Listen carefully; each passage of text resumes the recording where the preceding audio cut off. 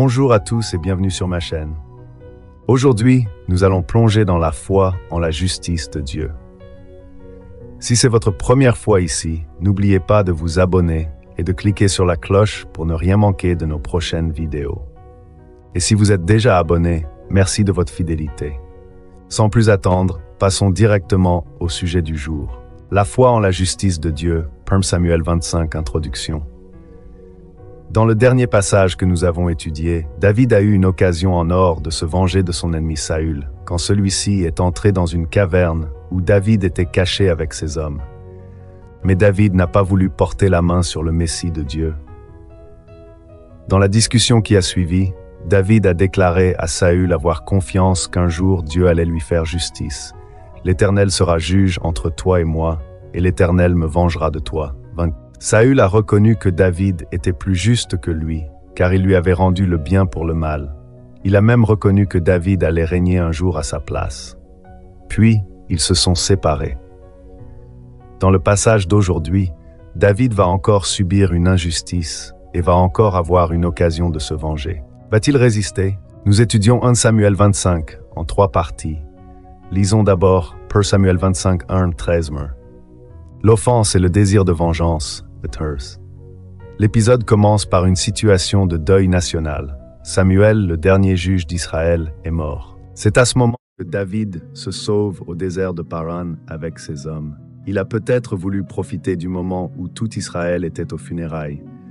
Ou peut-être a-t-il compris que sans Samuel, plus personne ne pourrait rétablir la paix entre Saül et lui, et il s'est enfui plus loin. David y séjourne un certain temps et il côtoie un groupe de bergers qu'il protège des brigands. Alors qu'à l'époque des bandes de brigands taxaient les bergers pour le protéger, David le fait spontanément et gratuitement. Ce qu'il ne sait pas encore, c'est que leur maître, un certain Nabal, est un homme méchant et insensé, un vaurien. De Nabal signifie d'ailleurs en hébreu « insensé ». Il a une femme dont il n'est pas digne, Abigail, car elle est une femme de bon sens et très belle. Une femme qui est appréciée et respectée. Abigail signifie « mon père est dans l'allégresse ». Nabal est un homme riche qui possède 3000 moutons et 1000 chèvres, un descendant de Caleb qui avait hérité la région d'Hébron en Juda lors de la conquête de Canaan, la région où habite Nabal David, apprend que Nabal tond ses moutons. C'est une occasion de grande fête pour un propriétaire. David envoie 10 de ses jeunes gens vers Nabal pour le saluer en son nom, en lui demandant la paix et lui souhaitant la paix, et pour lui demander des vivres pour lui et ses hommes, en lui faisant valoir qu'ils ont protégé ses bergers gratuitement, ne leur ont fait aucun mal et ne leur ont rien pris. Les gens de David se rendent chez Nabal et lui parlent tel que David leur a dit. Mais la réponse de Nabal n'est pas comme ils espéraient. Il répond « Qui est ce David ? Qu'est-ce qui prouve que lui et ses hommes ne sont pas des esclaves en fuite? Et je risquerais de gaspiller ma nourriture en lui donnant. » Non, la suite du récit laisse croire que Nabal savait qui était David. Mais en disant « Qui est David ?» ce qu'il disait, c'est pour qui il se prend. Pense-t-il qu'il est de mon rang pour oser me demander un service? Les jeunes gens retournent vers David et lui rapportent la réaction de Nabal. On peut deviner la colère de David, parce qu'il ordonne aussitôt à 400 de ses hommes de s'armer et il part attaquer Nabal. Cela peut sembler démesuré, mais il faut comprendre que Nabal n'a pas seulement refusé de rendre le bien pour le bien, il a rendu le mal pour le bien. Il a méprisé et insulté David, celui qui est coint comme futur roi, c'est une grave offense. David veut se venger, ce qui peut aussi vouloir dire d'assurer son salut. Le texte rapporte ensuite ce qui s'est passé pendant ce temps chez Nabal, pendant que les jeunes gens de David s'en retournaient. Lisons Samuel 25:4-2. L'intervention pour empêcher le mal, 14:35. Un serviteur de Nabal vient avertir Abigail que son mari a rudoyé les messagers de David. Il l'a pris d'agir, sinon ils vont tous mourir sous la main de David. Et ils ne peuvent même pas essayer de raisonner. Nabal qui est trop méchant, un vaurien. Est-ce que ce serviteur a obtenu l'information du camp de David ou il l'a simplement deviné? Ou peut-être que Dieu lui a révélé. Parce qu'effectivement, on apprend que David a dit à ses hommes que Nabal lui a rendu le mal pour le bien. Et il a résolu, par un vœu devant l'Éternel, de faire mourir tous ceux qui lui appartiennent. Abigail n'hésite pas. Elle fait mettre une grande quantité de nourriture sur des ânes et l'envoie au-devant d'elle avec ses jeunes gens. Puis, elle suit elle-même sur un âne. Il arrive qu'en descendant une montagne, elle se trouve directement en face de David et ses hommes qui descendent une autre montagne. Elle les rencontre dans la vallée, alors elle descend vite de l'âne et se prosterne aux pieds de David, face contre terre. Elle lui dit « À moi la faute », ce qui signifie que si David tient toujours à se venger après ce qu'elle lui dira, qu'il passe sa colère sur elle et épargne ses gens. Elle livre humblement son plaidoyer. Nabal est un insensé, et ce n'est personne d'autre que lui qui a rudoyé ses hommes. Elle le prie de lui pardonner, à elle, car elle porte volontairement la faute, et elle et la maison de Nabal sont coupables par association. Elle est convaincue que Dieu fera à David une maison stable et l'établira roi d'Israël. Alors il ne faudrait pas qu'il ait une tâche comme celle-là dans son dossier. S'être vengé lui-même de Nabal, avoir assuré lui-même son salut et avoir tué des innocents, elle lui rappelle que Dieu accomplira assurément tout ce qu'il lui a promis, le protégera et le vengera de ses ennemis. Elle espère aussi qu'il se souviendra d'elle en disant « Souviens-toi de moi quand tu viendras dans ton règne ». David alors bénit Dieu et bénit Abigail. Il voit que c'est Dieu qui l'a envoyé pour l'empêcher de faire ce crime. Il y renonce. Il accepte la nourriture qu'Abigail a apportée et la revoit en paix dans sa maison. Quelle foi chez Abigail! C'est sa foi, sa crainte de Dieu qui lui a donné cette sagesse. Elle a été un instrument de choix dans les mains de Dieu et elle a eu la vie sauve. La ressemblance avec la scène des brigands crucifiés de chaque côté de Jésus est frappante. Luc 23, 30-33. L'un des deux se moquait de Jésus, l'offensait et le tentait de pécher en se sauvant lui-même, comme Nabal qui était l'instrument de Satan. L'autre craignait Dieu. Il a reconnu que lui était coupable et méritait de subir la justice. Il a défendu Jésus. Il a vu que Jésus était innocent et a voulu qu'il le reste. Il a cru que même si Jésus mourait ce jour-là, Dieu allait le délivrer et allait l'établir roi. Vor 42. Et il dit « Jésus, souviens-toi de moi quand tu viendras dans ton règne. » Et Jésus lui a répondu « Vive, en vérité, je te le dis, aujourd'hui tu seras avec moi dans le paradis. » Celui qui croit en Jésus, qui croit que Jésus est roi et se soumet à lui, sera sauvé. Il est pardonné, il a la vie éternelle et il est déjà en paix. Le récit se tourne à nouveau du côté de la maison de Nabal.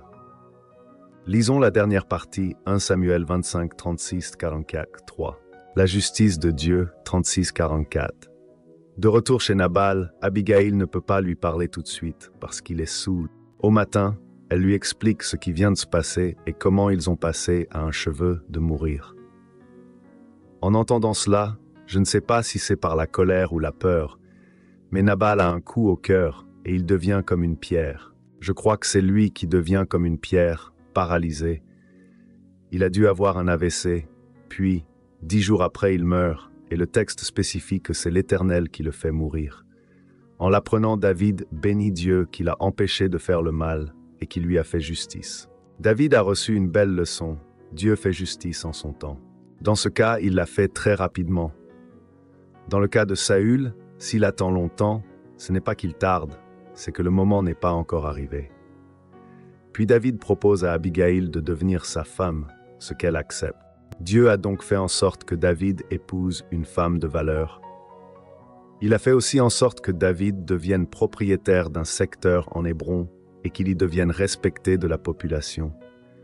C'est à Hébron d'ailleurs qu'il siégera les premières années de son règne, avant d'aller à Jérusalem.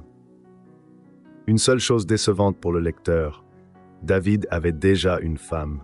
Il n'avait plus Michal, parce que Saül l'avait donnée à quelqu'un d'autre. Mais il avait épousé une femme de Jizréel. Avec Abigail, David a eu 2 femmes. Jamais l'Ancien Testament ne présente la polygamie comme étant une bonne chose. Il s'agit d'exceptions, et l'on voit parfois les mauvaises conséquences qu'elle entraîne.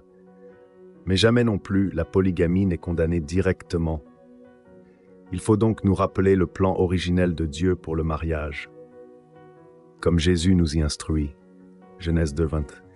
L'homme quittera son père et sa mère et s'attachera à sa femme, et ils deviendront une seule chair. Conclusion. Nous avons premièrement vu que l'offense que David a subie était réelle, et son désir de vengeance ou de justice était fondé. Cependant, deuxièmement, nous avons vu que David avait perdu le contrôle de ses émotions et risquait de pécher en se vengeant lui-même et en versant le sang innocent. Mais Dieu, dans sa grâce, l'a empêché de commettre ce crime et a fortifié sa foi par l'intervention d'Abigaïl. Troisièmement, Dieu lui a fait promptement justice, car le temps était arrivé selon le plan de Dieu. La justice est venue aussi avec de grandes bénédictions. Cela résume bien les deux raisons pour lesquelles nous avons besoin de la grâce de Dieu. Pour qu'il pardonne nos péchés et pour qu'il fasse en sorte que l'on ne pêche pas. Un extrait du Notre Père en Matthieu 6, 12-13. Pardonne-nous nos offenses, comme nous pardonnons aussi à ceux qui nous ont offensés.